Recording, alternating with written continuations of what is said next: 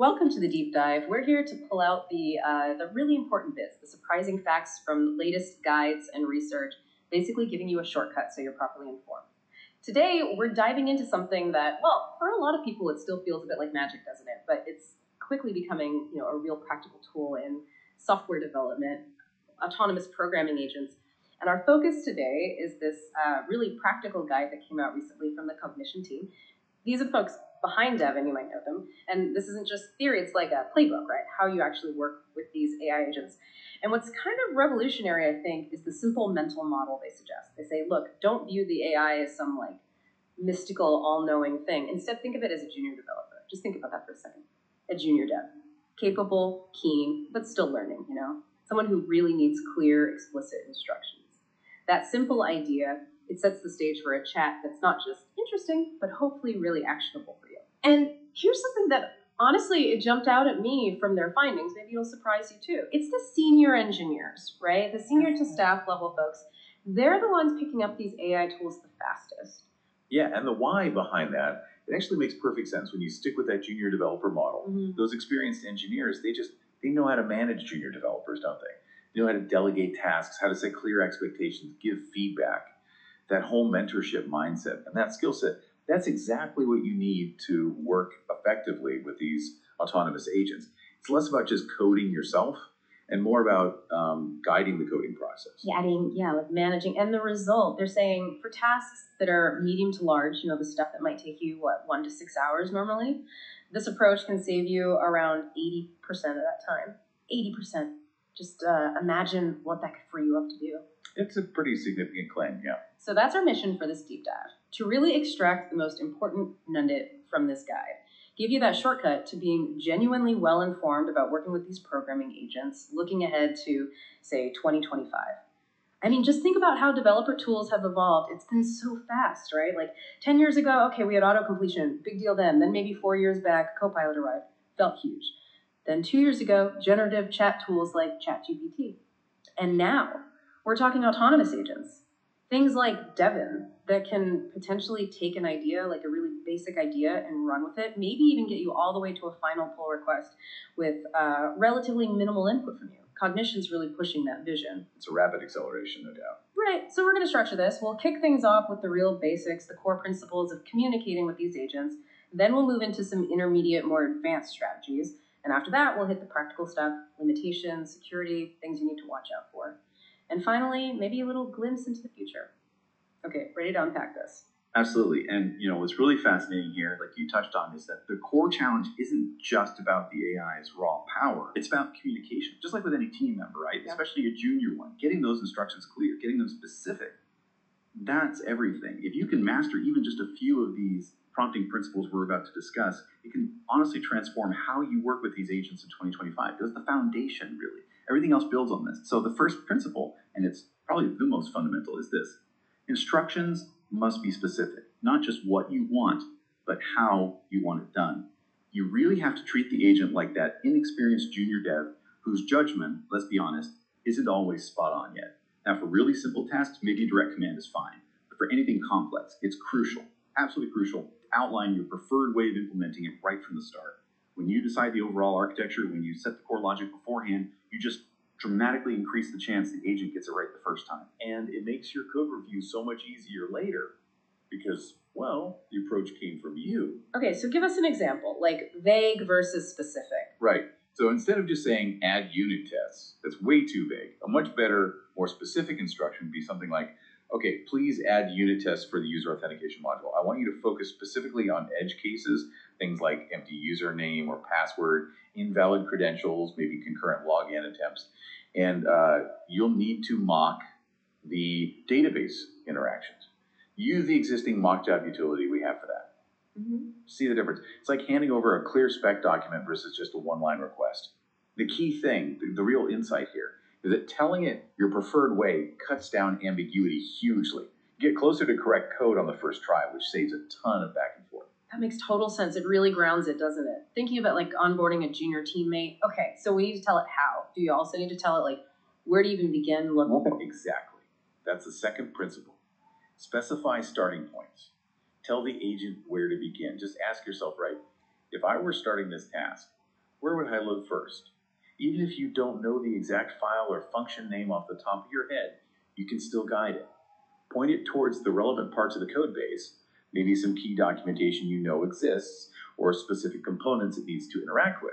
This is all about efficiency. You're basically stopping it from wasting time wandering around in parts of your code that have nothing to do with the task. You minimize that wasted effort. So like instead of just saying add support for Google models. Yeah, instead of that, you'd say something more like, okay, please add support for Google models to our code base. I want you to start by reading the latest official documentation, and here's the link, insert specific link. Then go ahead and create a new implementation file for this in the model groups directory. That link, that directory. It just directs the agent straight to the point. Cuts down explanation time, make sure it starts in the right place with the right context. Super practical. Okay, but what about predicting problems? You know, like when you give a task to an intern, you kind of think ahead about where they might get stuck or confused. Do we need to do that with the agent? You absolutely do. That's defensive prompting. Principle number 3, defensive prompting. Anticipate agent mistakes. It's exactly like mentoring that new intern. Think, where could this go wrong? What might be ambiguous here? And then clarify those points in your instructions before the agent even starts. It's not about assuming the agent is bad. It's about setting it up for success by removing those common roadblocks or misunderstandings right away. Got an example for that one? Sure. Let's say you need a fix for a C++ binding, and you need the unit test to pass. If you just say, fix the binding and make sure tests pass, the agent might just modify the code and run tests, forgetting a crucial step. So you add a note. Please fix the C++ binding for the search module, ensuring the new unit tests pass. Note, the C++ binding part will likely need recompiling after each code change before you can run the tests. That little note preempts a common mistake, right? A junior dev might forget that, and so might the agent. The key insight. Spending a few seconds adding that clarification saves way more time than debugging why the tests are failing later because of a missing compilation step. Right, preemptive clarification. Okay, what's next? Number 4 is about feedback. Provide robust feedback loops. Leverage tests, type checking, and code standards. One of the real strengths of these agents is their ability to iterate, right? They can look at error messages and try to fix things themselves. So you need to give them good errors to work with. This means having a robust feedback loop is critical. Things like type checkers, linters, unit tests, they're incredibly powerful tools for the agent. Think about, say, Python versus typed Python, or JavaScript versus TypeScript. That stronger typing gives the agent much clearer, earlier feedback when it makes a mistake. And you also need to actually teach the agent how to run these checks and tests.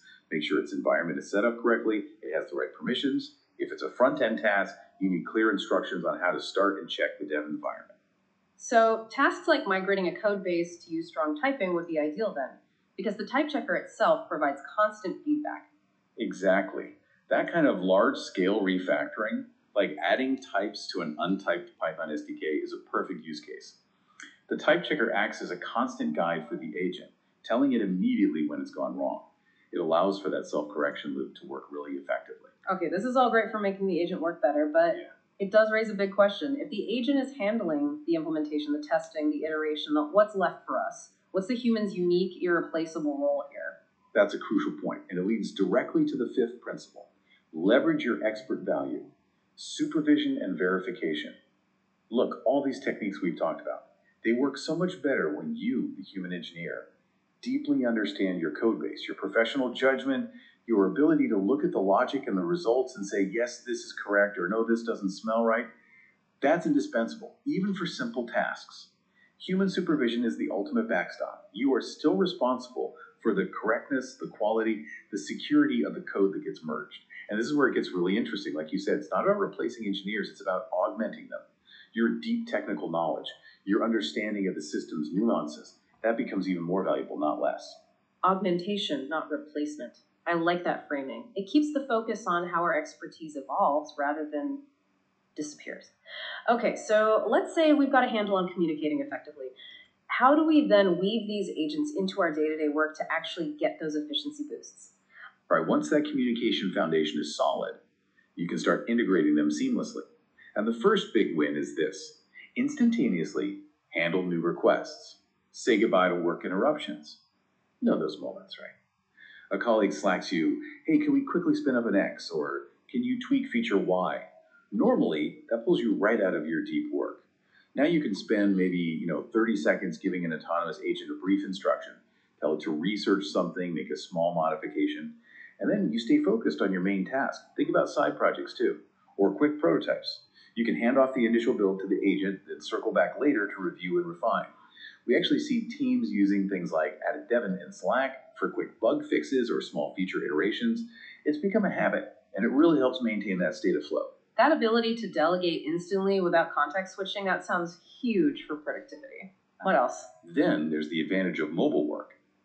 Solve urgent issues anywhere. Imagine you're commuting or traveling, and an urgent production issue pops up.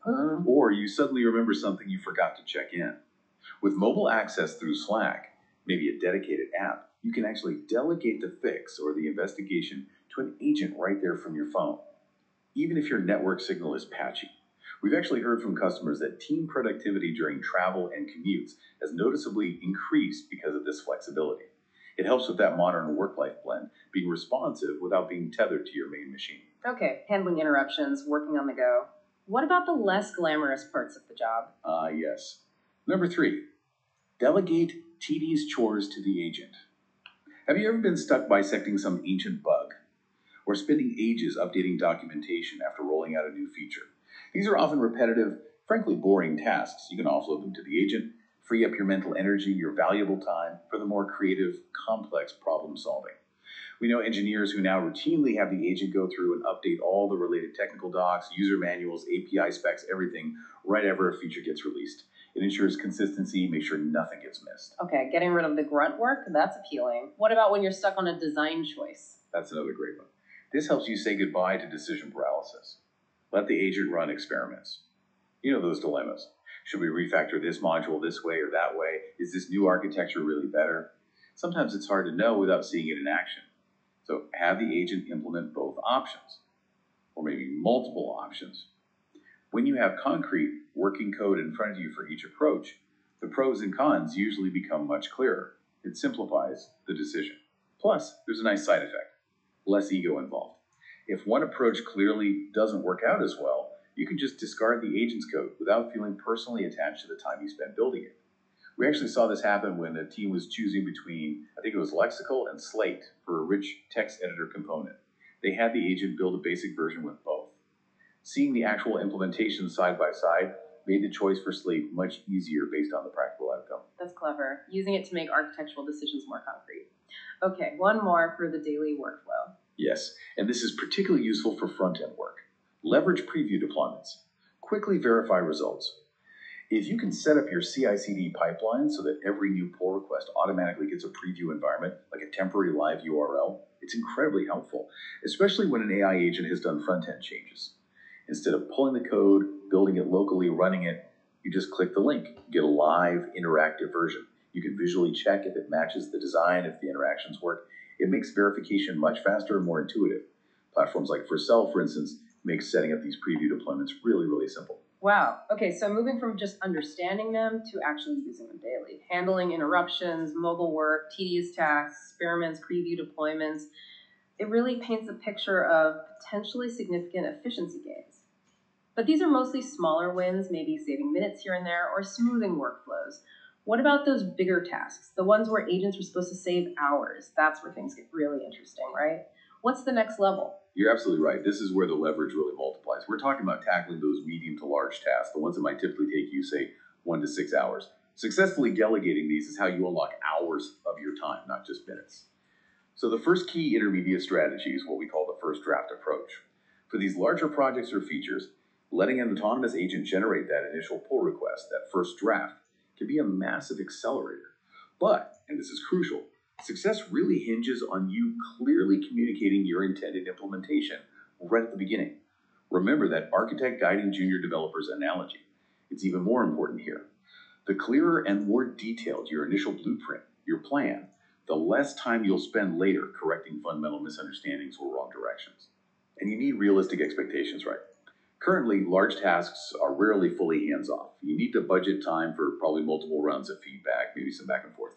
And be prepared to do some final manual refinement yourself. The goal here isn't 100% automation yet. It's aiming for that, say 80% time saving we mentioned earlier. Your expertise, your professional knowledge for verification and ensuring final quality. remains absolutely essential. Okay, so use it for the heavy lifting of the first draft, but plan for review and refinement. Makes sense. What if the task itself is a bit fuzzy or complex? How do you start? That leads to the second strategy, collaborative implementation planning with the agent. If a task is complex, or maybe the requirements are a bit vaguely defined initially, you can actually work with the agent to develop a detailed plan first, like creating a mini PRD together. It's perfectly normal not to have all the answers up front. So use the agent for some initial exploratory work. Ask it things like, hey, how does our current authentication system work? Or can you identify which services might be affected by this proposed change? You can have the agent find the core relevant code snippets early on, just so you can confirm you're both heading in the right direction before it starts making major changes. Some agents actually, like Devin and I think Claude Code, even have specific planning modes designed for this understanding the code before modifying it. You might also use professional code source tools like deepwiki.com or Devin Search to get your own deeper understanding before you even delegate the planning. So use the agent not just to code, but to help figure out what to code first. Interesting. But for really big multi-step things, how do you keep it on track? It feels like it could easily go off the rails. That is a very real risk. And it brings us to the third and absolutely critical strategy for complex tasks. Set checkpoints. If you have a task that spans multiple steps, maybe touches different modules or even crosses different code bases, you must build in clear checkpoints. Think of it like, plan first. Okay, now implement module A, then test module A, then fix any issues, then pause for checkpoint A review with me. Only then move on to implement module B, and so on. It's critically important that you explicitly tell the agent it needs to stop and wait for your confirmation after each significant stage is complete. This is especially vital for those really complex, multi-layered features, right? Where you've got database changes, back-end logic, multiple front-end interfaces. These checkpoints let you ensure each piece meets your expectations before the next piece is built on top of it. It allows you to clarify doubts, maybe ask the agent, okay, explain how you handle the authentication here, and confirm it's secure. And crucially, it lets you correct any deviations early before they snowball into much bigger problems down the line. Can you walk through an example of what that checkpointed instruction might look like? Sure. Imagine a big feature. You might say, okay, I need you to implement a feature involving database changes, backend updates, and modifications to both our web and mobile interfaces. Let's break it down. First, just plan the necessary database table schema changes. Write them down. Notify me when you're done with the plan, and wait. I will review it, and then I'll execute the migration myself. Then, once you approve, okay, that plan looks good. Excellent. Second step. Implement the backend logic to support this feature. Make sure you add unit tests that cover XYZ functionality. Notify me when that's done and the tests pass, and then wait again. And after reviewing the backend. All right, backend looks solid. Finally, go ahead and complete the modifications on our web interface and our mobile interface. Make sure they call the new backend API correctly. Let me know when both interfaces are updated. That structured step-by-step approach, with those mandatory pauses for your review, is key to maintaining control and quality on complex work. That level of control makes a lot of sense for big things. Now, you mentioned feedback loops earlier. Can we actually teach the agent how we find problems so it gets better over time? Yes, absolutely. That's the fourth intermediate strategy. Teach the agent self-verification. When you give feedback, don't just say, hey, this function has a bug. That doesn't help it learn much. Instead, be specific about how you found the problem. For example, say something like, this function is throwing a type error when null is passed to the username parameter. I discovered this by running the test user registration edge cases test case specifically.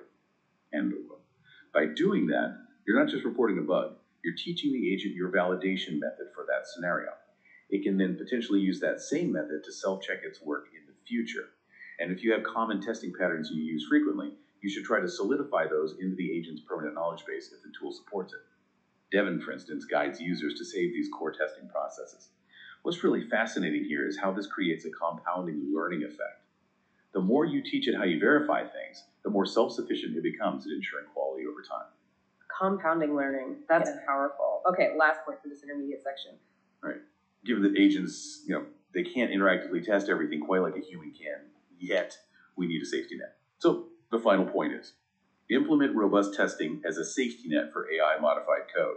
Because the agent can't catch every possible edge case or interaction nuance, especially in complex UIs, you need something else to give you confidence.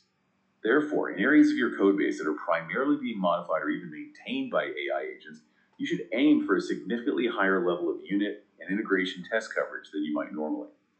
Think of those solid automated tests as your critical safety net. They would allow you to feel reasonably confident merging code that the agent generated, even if it just seems correct on the surface. We did this ourselves before using AI to translate a core piece of Python code into C++. Before we even let the AI touch it, the team spent a good amount of time significantly enhancing the unit test suite for that specific section. They gave us the confidence to proceed. Okay, so we've built the foundation, mastered the intermediate skills. Now, let's push further. How do we go beyond just reacting to tasks and start getting these agents to work more proactively, maybe even automating parts of our workflow? This feels like where the really advanced efficiency gains might lie. Exactly. This is where we move from using the agent as a delegate for specific tasks to integrating it more deeply into our processes. Agents can react to events way faster than humans, and they're certainly more willing to do monotonous, repetitive work. So let's talk about automated workflows, letting the agent work proactively. First up, create automation templates for your most repetitive tasks. Think about all those common recurring chores in engineering teams. Removing old feature flags that are fully rolled out, regularly upgrading dependencies across multiple repos, maybe fixing simple tests that break when a new PR comes in. These are often perfect candidates for automation. An experienced engineer can craft a really robust, reusable prompt template. Some systems like Devin call these scripts for each scenario. Once you have that template, executing the task becomes almost like a one-click action. It's repeatable, reliable, and it frees up significant human time. We had one client, for example, set up an automation where, as soon as a new feature was marked complete, it automatically triggered 3 separate agents to start writing unit tests for the different parts of the new code, all running in parallel. That's scalable. Wow, parallel test writing triggered automatically. Okay, what about things like code review? Can agents help there beyond basic linting? Yes, that's another powerful application, intelligent code review and enforcement of standards. Now, there are specialized tools for this, like Reptile or CodeRabbit, but autonomous agents, because they have a deeper understanding of the code's context and logic, can often provide more precise and nuanced review comments than just static analysis. Internally at Cognition, for instance, we maintain a sort of common code error checklist right within our code base. These are things that are maybe hard to describe with formal lit rules, but are common pitfalls or style issues we want to avoid.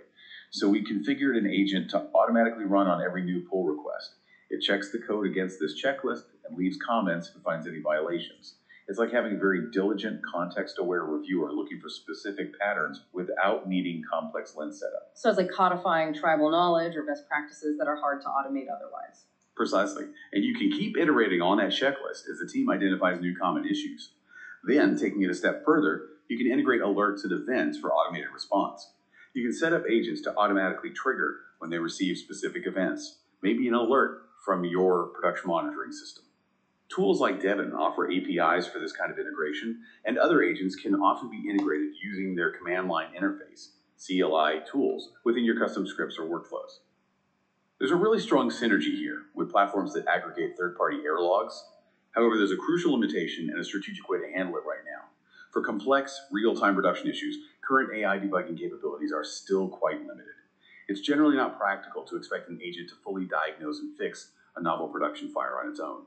A much more practical approach is to have the AI analyze the logs, look at the monitoring data, and then provide you, the human engineer, with a list of the most suspicious potential root causes. The AI does the initial data sifting and analysis, but the human makes the final diagnostic judgment and decides on the fix. And this is where it gets really interesting, actually, because it highlights a more sophisticated kind of human-AI collaboration.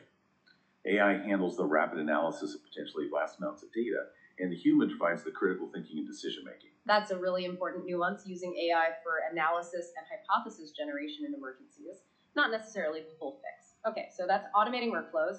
What about making the agent itself just perform better on the tasks we give it? How can we customize or enhance its capabilities? Great question. Optimizing the agent's environment and giving it the right tools can significantly boost its effectiveness.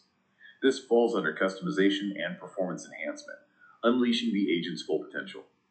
Probably the single biggest bottleneck we see for agent efficiency is an incomplete or mismatched development environment.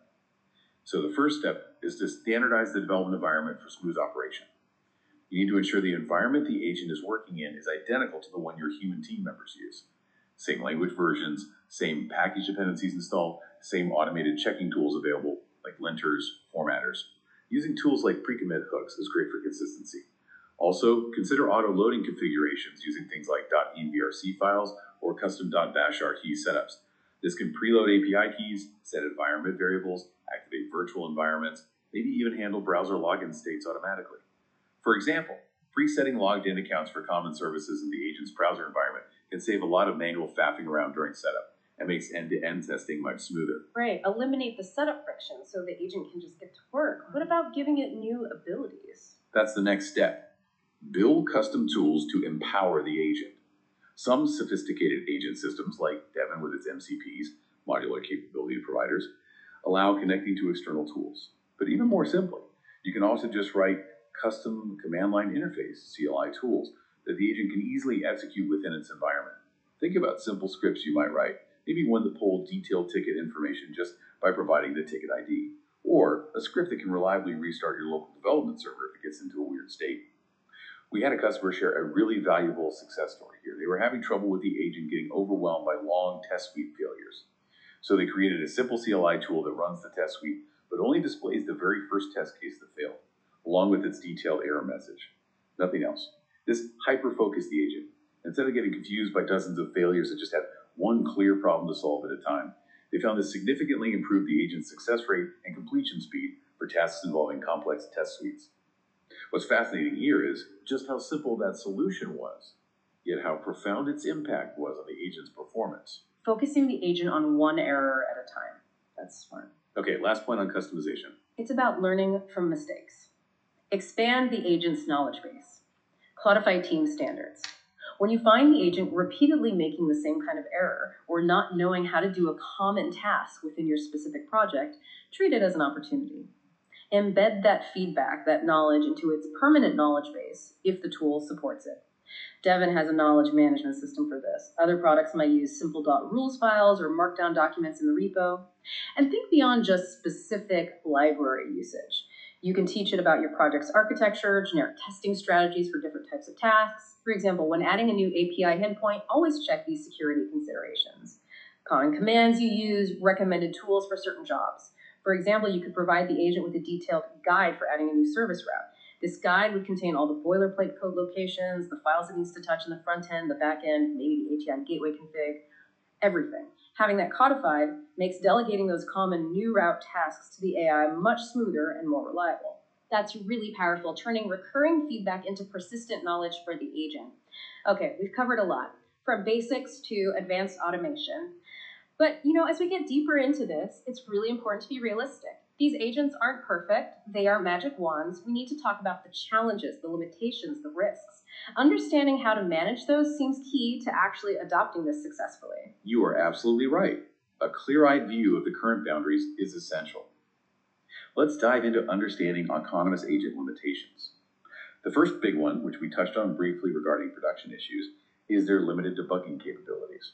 Many bug reports, even if they seem simple on the surface, end up requiring really deep analysis, digging into database states, correlating obscure logs, reasoning about complex interactions in a way that's currently beyond AI capabilities. So, again, for those tricky, non-obvious bugs, don't expect the agent to perform miracles end to end. The better approach is often to use the AI to gather and analyze information, maybe suggest that list of possible root causes, but rely on a human expert to pinpoint the actual underlying issue. Once you know the cause, then the agent can be very effective at implementing the specific fix you tell it to. Okay, so debugging deep, weird issues is still largely a human job. What about visual stuff? Front-end work. That's the second limitation. Weak, fine-grained visual reproduction. Right now, these models still struggle quite a bit with taking a design mock-up, say from Figma, and replicating it with pixel-perfect accuracy in code.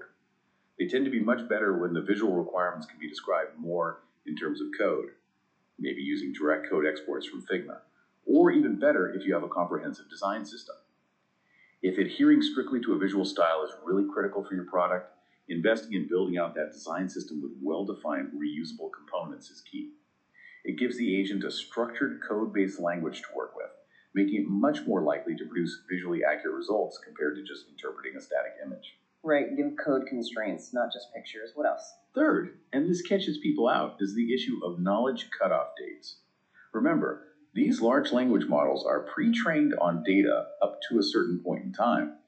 This means if you're trying to use a brand new library or a very recently released version of a framework, the agent might not know about it, or it might default to using older, maybe even deprecated APIs or patterns based on its training data. So if you're working with cutting-edge tech, you must explicitly provide the agent with links to the latest official documentation. A good agent can often learn from those new docs and use the correct APIs, but you have to point it there. It won't magically know that version 3.0 just dropped last week. Okay, that's a really practical tip. Knowing the limitations is one thing, but this also brings up managing our own time and effort. Agent outputs can still be uncertain, right? How do we avoid just sinking time and potentially money into interactions that aren't going anywhere? That's a critical skill to develop. It leads us to time management and knowing when to quit. Probably the single most common mistake beginners make is persisting for too long when an agent is clearly going off track. They keep trying to save the session with more instructions, more corrections, when the agent just seems like it's not listening or it's going in circles. Yeah. You need to recognize those warning signs. Sometimes the smartest, most efficient choice is just to decisively terminate that conversation and either start fresh or take over manually. If you find yourself sending message after message trying to correct its course, it often indicates that the task's inherent complexity, or maybe some subtle environmental issue, is just beyond the agent's current capability. It's not necessarily that your instructions were bad initially. So don't fall victim to the sunk cost fallacy with a failing agent session. Cut your losses early. What else for managing time? Our advice, especially when you're starting out, is to diversify attempts to find best use cases. Don't just try the agent on one type of task. Experiment broadly. Try it on different things: bug fixes, feature development, documentation, testing, refactoring across various levels of complexity. Pay attention to where it succeeds consistently for you in your code base. If you find it excels at, say, writing boilerplate code or adding unit tests, then double down on using it for those things. If it consistently struggles with complex refactoring in your specific setup, maybe avoid that type of task for now. You don't need every single attempt to be a home run. The goal is to find the areas where it provides a net positive efficiency gain overall. And related to knowing when to quit, remember this: if progress stalls, start over. This is different from collaborating with a human. With humans, you build context over time, and starting over is often inefficient. With agents, however, if you find yourself stuck in a loop of feedback and correction, and it's just not getting it right, initiating a completely new conversation, but this time incorporating all the clarifications and refined instructions from the beginning, is often much faster and leads to better results. Its ability to generate correct code from a clean slate with good instructions is generally far superior to its ability to untangle a messy state that created itself in a previous interaction. Start fresh rather than try to fix a broken session. Got it. Okay, one last really crucial practical area: security. We're potentially giving these agents access to our code, maybe our systems. How do we manage that risk? This is absolutely paramount. You cannot overlook security and permission management.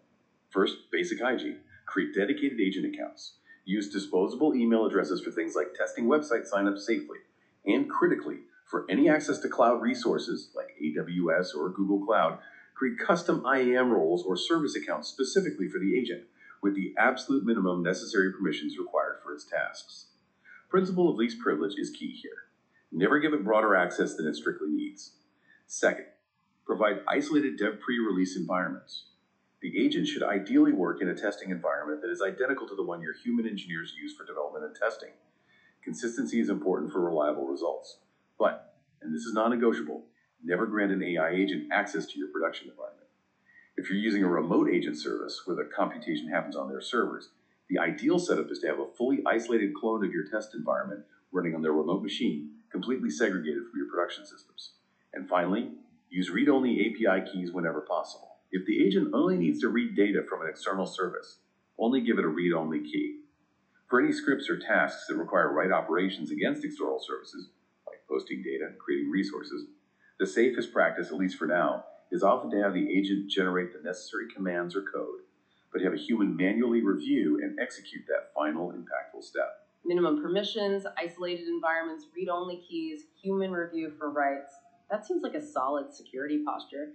Okay, we've covered a huge amount of ground. So, bringing it all together, what does this actually mean for the future? How should we be thinking about these tools and our role as engineers going forward? Yeah, let's connect this to the bigger picture. The core belief, certainly from Cognition's perspective and one I share, is that the fundamental value of software engineers will not disappear.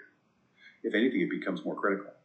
Deep technical skill, thorough understanding of your specific business domain and code base, these remain absolutely irreplaceable core competencies. In this new world, mastering your projects, your systems, your code, it's actually more important than ever. What is shifting is the nature of the role. The expectation on teams is increasingly that engineers will need to supervise multiple systems or processes simultaneously, leveraging automation like this while still maintaining that deep insight and exercising careful judgment.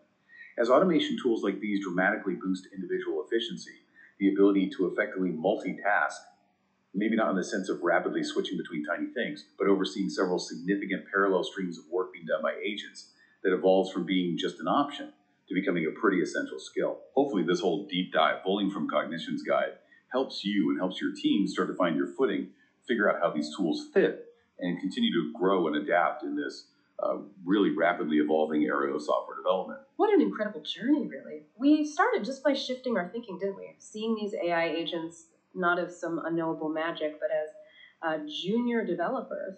That simple frame changes everything. Then we dug into the real foundations, how to talk to them effectively. Specific instructions, clear starting points, thinking ahead with defensive prompting, building those crucial feedback loops with tests and types.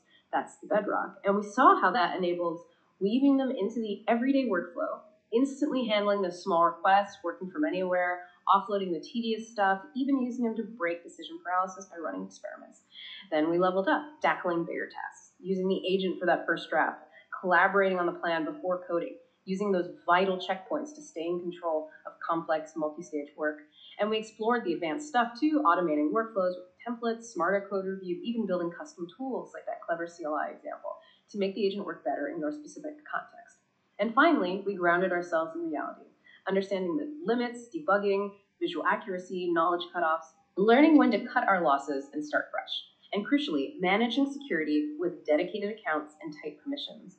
The potential impact is just huge, isn't it? That idea of saving maybe 80% of the time on those medium to large tasks, it really could fundamentally change how we spend our days as engineers.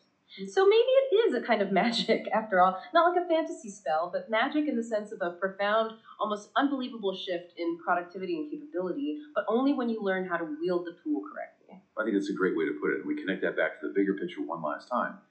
Yes, these programming agents are incredibly powerful tools, but what they really do is underscore the enduring, maybe even elevated role of human intelligence in the process. It truly is about augmentation, not replacement. Our focus shifts, doesn't it? Less on the line-by-line rote coding and more towards the higher-level thinking. Architecture, strategic oversight, critical analysis, solving the really complex, nuanced problems. What's so fascinating here, I think, is how this technological evolution actually reinforces the importance of human judgment. We become even more critical in defining the why and the what that these incredibly powerful, how focused tools should be working on, empowers us to be more strategic, more impactful. That's a fantastic point to end on. It leaves us with a final thought, maybe something for you, the listener, to mull over. As these AI agents get better and better at handling the how of coding, what are the uniquely human skills that will truly differentiate the most valuable, the most impactful engineers of tomorrow? Is it creativity, empathy and understanding user needs, strategic foresight, the ability to ask the right questions and to find the right problems in the first place? We really encourage you to reflect on your own work, your team's workflows. Where might these insights from Cognition's guide, these ways of working with autonomous agents, open up new possibilities for your efficiency, your impact? Thank you so much for joining us on this deep dive. We hope it was valuable, and we look forward to exploring another fascinating topic with you again soon.